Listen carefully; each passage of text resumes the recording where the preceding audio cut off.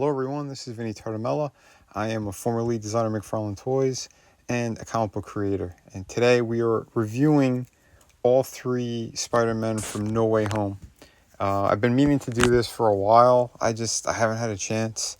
So yeah, this one is this is a pretty, I'd say is a decent sized review. We're going to start off with the Toby Maguire one. And I do think the packaging is very nice on these. Two of them are almost identical, and one is slightly different. So you'll notice that with the yellow and kind of just the whole look of it. But I dig it. They did a nice job. These figures do have shortcomings. I believe that these are like a re-release and with some changes. So there was a 3-pack that was released a while ago. And from what I understand, they didn't paint all of the silver lines on the webbing on the costume on the other one. But the other ones also did not have the likenesses of Toby Maguire and the other two characters, so the other two actors. There's also an issue with that as well. Apparently there's not as many interchangeable hands on these newer ones. I don't know why they limited people, and there's no web accessories. There's no proper stand. So that's where you're going to hit some major shortcomings. But overall, the look, the aesthetic, I think they captured the Sam Raimi Spider-Man, the design, the proportions. I really do like it. I think there's been more than a few reviewers who really, they dogged on this figure for some reason. I like it. I think it looks really good. It's the first time we actually get one that's, very articulated like this, well, at this scale. But yeah, head movement's okay. He's got the butterflies that don't really work that great. He does have shoulder articulation as well, the ball joint, upper bicep cut, double hinge for the elbow, hinge and swivel for the wrist. He's got fantastic hula hoop on the upper, or I'm sorry, yeah, I pretty much the hula hoop on the upper diaphragm. He does have the T-joint as well, so you can snap his back pretty much like that. Forward, not as much, but you get a weird kind of bump on the back. I don't know, articulation could have been better on this one. Splits only about that far, but he does have drop-down hips, which is kind of weird. He should be able to do full splits. Upper thigh rotation, double hinge for the knee. There's no shin articulation, but he does have the hinge and rocker for the foot. So for articulation, it could be better for sure. I'd say maybe about 6.5, maybe a 7 on articulation out of 10. Accessories. He just has thwipping hands, that weird left one where it's almost kind of crawling, and a fist. That's it. Here is the alternate head, which I think it's a pretty good likeness. There's a few people that were kind of bitching online about it. I think it's there. Maybe the paint application could have been a little bit better, but that looks like Toby Maguire to me. And especially at that scale, that's not easy to do. And here it is on. And again, I'm just kind of showing you with the different lighting a little bit. I think it looks just like them. So, and like I said, I know that these smaller ones are a little bit harder to do. And obviously it looks slightly younger, Toby, not so much the older version, because I'm pretty sure his hairline was further back. And he looked a little more, gaunt in the face. But still okay.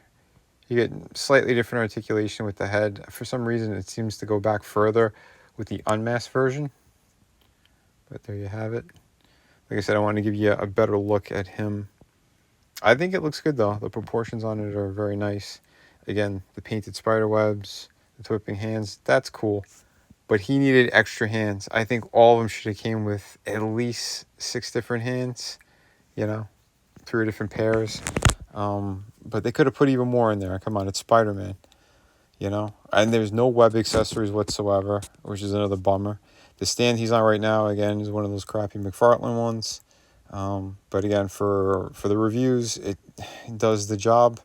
They're ugly as hell, though, and not the easiest to work with.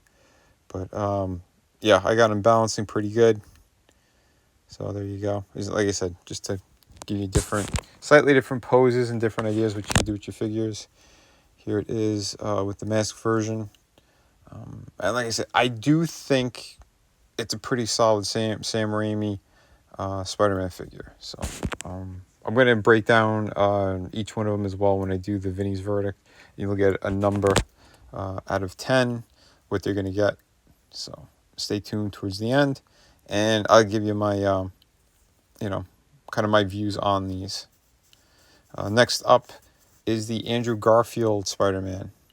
And again, his packaging is different than the other two. So there's the Amazing Spider-Man 2 packaging. Like, was he supposed to be released by himself back then? Or did they just figure, hey, let's just give him a special packaging compared to the other guys? I don't know. But either way, it still looks good. I like the blue with the white. Looks pretty sweet. And again, another figure that not enough hands. I don't understand what the hell they were doing or what they were thinking. I do not have that 3-pack, so I cannot do any comparisons. But overall, first impressions on him, pretty good. Again, his proportions are pretty accurate to the actual movie one. He always seemed to be like a skinnier, kind of taller Spider-Man out of the bunch. Maybe closer to the comic book kind of side. I know when he was in the suit in Spider-Man, The Amazing Spider-Man 2, I love the actual Spider-Man scenes. His Peter Parker, not so much. But in this movie where they did all three, I liked Andrew Garfield all around. I thought he did a really good job, both as Peter and Spider-Man. But he does have texture on his suit. I was kind of surprised to see that. The head seemed a little more bulbish or bug-like. But from what I remember, it was pretty accurate to that movie. So articulation-wise, his head goes about that far. Excellent with the pivots and the side-to-side. His butterfly joints work a little bit better than the Toby one. His arms go all the way around. The ball joint goes that far, so that's pretty great in comparison to the other one.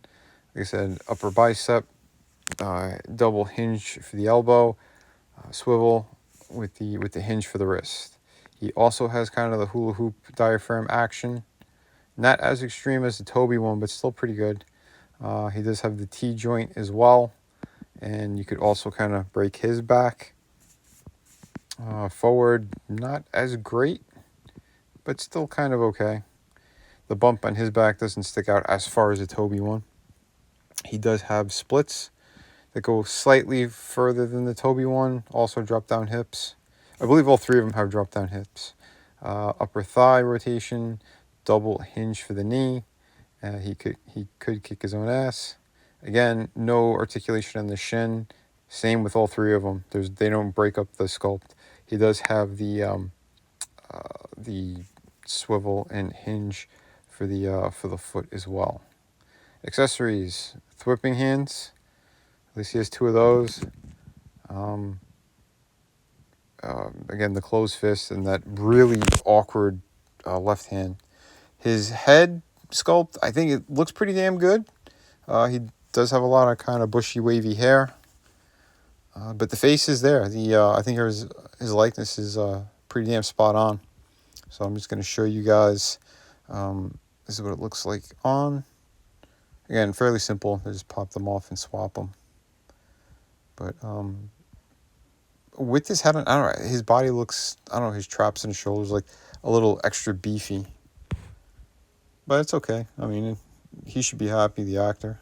He's like, yeah, we made him look better as a toy. And he did get a little bit bigger for this role than he did in The Amazing Spider-Man. So, nice job. Again, I just wanted to show you, kind of turned around with the unmasked head. And he's still a pretty fun figure as well. I think, especially for movie versions, they're not as well articulated as the regular Marvel Legends stuff. They usually have their kind of unique designs to them. But it does work. I think it looks pretty good. Here's kind of like the extreme with the leg positioning. So if you want to do more acrobatic type stuff with this guy, you could. But again, how come these guys don't come with awesome stands? I mean, again, this is a character that's a necessity. Because he really, I mean, to make the figure shine and all the hard work that goes into the sculpt, the paintwork, the articulation, you want to be able to display these guys in a proper way. But anyway, up next is the Tom Holland final suit for the Spider-Man No Way Home. This is at the very end of the movie. When he has his own apartment, he got rid of the Stark tech and he made his own Spider-Man costume. So yeah, so Toby Maguire box and this box are pretty much the same. Same image on the back and on the front. So there you have it. And this one actually comes with more hands. So excellent. He has actually, 6 hands, 3 different pairs. That's what they all should have came with. But anyway, at least they stepped it up a little bit more. And for that reason alone, he gets a slightly higher score than the other 2 guys. So we're going to break into this. And first impressions are pretty damn solid. The colors are very nice. They're very vibrant. The blue is slightly metallic-like. The red is a nice kind of rich, colorful red. I do dig that. Kind of almost has more of like a comic book flair to it. So he does look really good if you put him with the, I don't know, any other Marvel Legends stuff that you have that's more comic book related. Since, again, we have more of a kind of almost classic, a brighter version of the Ditko stuff. But anyway, yeah, you can see he does have some texture on him as well. So that's really nice. Again, the paint is spotless on this. Really nice. The black lines are a little bit thicker than I thought they would be, but doesn't really bother me. It's still pretty good. So articulation-wise, his head goes up only about that far, down only about that far, but it could turn and pivot very nicely. Good tiltage. His shoulder or butterfly joints way better than the other 2. Shoulders about that far. He does have upper bicep cut, double hinge, which all the way flat. That's pretty impressive. He does have rocker and hinge for the fist. Pretty nice hula hoop as well. Not as extreme as the Toby one, but it gets the job done. It does have the T-joint as well. And that's only about as far as you can get them.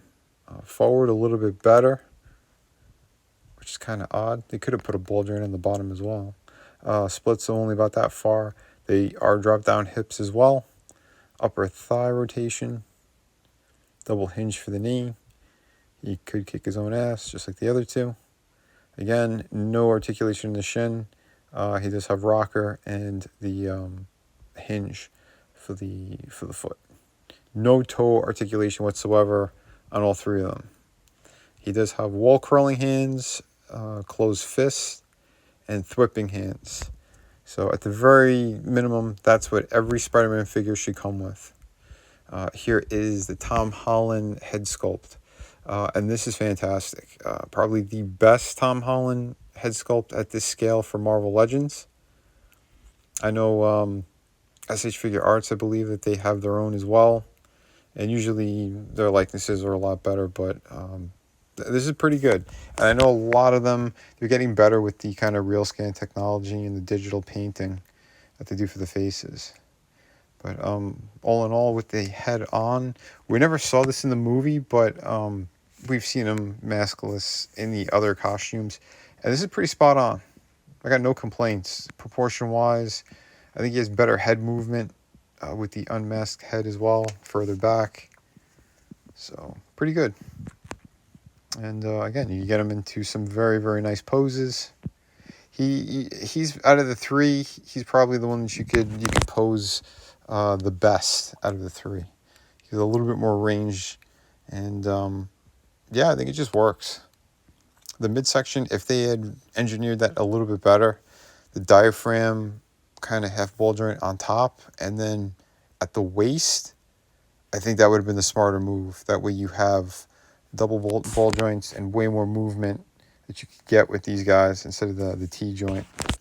because this one is pretty limited on that regard. But all in all, yeah, still very solid figure. I try to give him more of like that Stuart Immonen pose from one of the covers of his Amazing Spider-Man run. So I think it kind of works. So pretty neat there. And again, like I said, he's a very nice figure. And here's a really cool one too. So obviously, yeah, we'll be probably reviewing this guy soon as well. And Doc Ock, pretty damn cool. Had to make sure we had him and the Toby Maguire Spider-Man, the Sam Raimi universe, done properly. And yeah, if you do want a review of this guy, definitely let me know in the comment section. But you will most likely get it. He does look excellent though. So there you go. And just for fun, I got the 97 Wolverine posed with the Tom Holland one. Because again, the colors are nice and bright, and I think it kind of works with the 97. Yeah, so if you want a more colorful Spider-Man, to go with your slightly more cartoony versions of characters, that works. Again, I'm a massive fan of all this stuff. You know, even though not all the movies are good and all that, but the ones I enjoy, I'm still going to be supporting. Yeah, he gets solid 7.5. This one gets a 7. And this guy, he gets an 8.5. Because the hands alone and slightly better articulation. His paint is great. So there you have it. And again, just for fun, Doc Ock has taken out all 3 of them. So pretty damn cool. I hope you guys enjoyed this review. Remember to hit like and subscribe. More great stuff coming at you soon. More fun reviews. So thanks again, everyone. Be sure to pick up my Volume 3 art book as well. This thing is perfect bound, 64 pages. Absolutely amazing. So you don't want to miss out on this one. Again, this is the Volume 3. It's available right now in Indiegogo for a limited time. Yeah, more information soon on some of my other projects and yeah, upcoming stuff. There's also going to be a sneak peek at City Venus 2 in this book. So yeah, you're not going to want to miss this at all. Like I said, this is going to be the next major comic book that I am releasing. This one's going to be around 52 pages. Hi, for anyone looking for some amazing comic books, this is part of my collection. I am the artist and creator of Shadow of the Kraken. This is a beautiful pirate story, 52 pages, beautiful artwork. Yeah, everything you need out of a great pirate story, you're right here. We have City of Venus. It's a futuristic story. Also another one that I totally created. Beautiful. If you love kind of post-apocalyptic worlds, beautiful women, sci-fi, action. This has a little bit of everything in it. So if you're looking for that, on that campaign, you could also get, for a limited time, Volume 1 and 2 of my art books. These are loaded with amazing images, 52 pages each. Yeah, they got pretty much everything you need in there. And we have, of course, hardcover book. This is Through the Woods, co-created and written by Frankie Tartamella, my brother. And yeah, I did all the artwork. This is 100 pages. You get the entire story in here, beginning, middle, end. You get all of it, and it is truly amazing. So if you're looking for a great ghost story, this is definitely the book for you. Just click the link in the descriptions, and yeah, these books ship immediately.